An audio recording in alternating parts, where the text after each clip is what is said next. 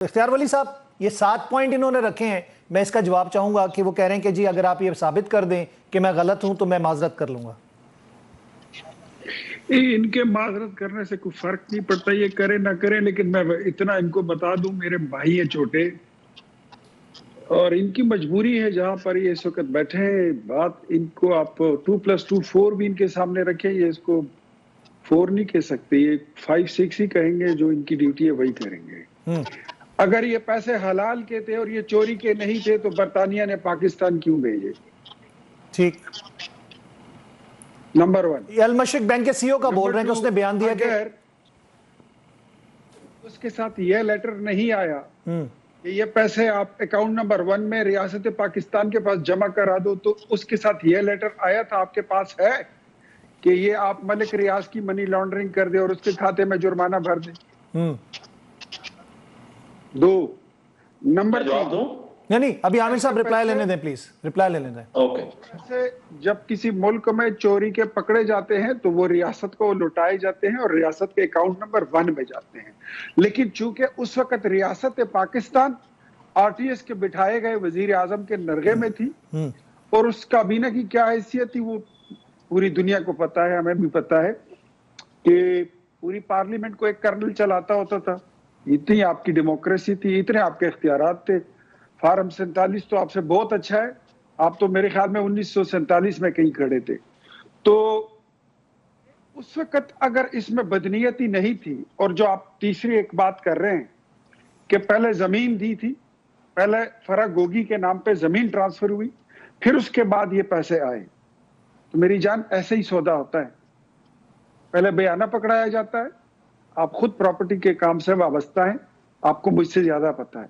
پہلے بیانہ پکڑایا جاتا ہے، زمین ٹرانسفر ہوئی، پھر اس کے بعد پروجیکٹ شروع ہوا، پھر پیسے آئے، پھر آگے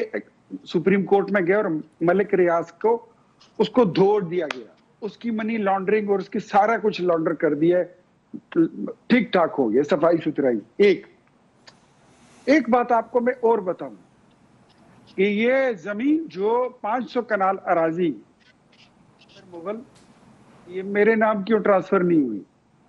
یہ ریاست علی آزاد کے نام کیوں نہیں ہوئی ٹرانسفر؟ اور یہ عاصم رضا کے نام پہ کیوں نہیں ٹرانسفر ہوئی؟ چلیے آپ کے نام پہ کیوں نہیں ہوتی؟ فرا گوگی کون ہے؟ عمران خان کی فرنٹ وومن تھی،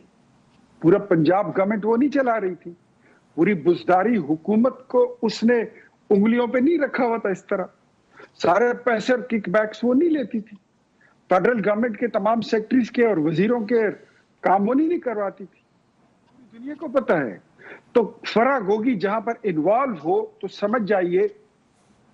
بشرا بی بی انوالو ہے، بشرا بی بی انوالو ہے تو سمجھ جائیے کہ عمران خان انوالو ہے۔ ولی صاحب یہ ایسا ہے کہ دیکھیں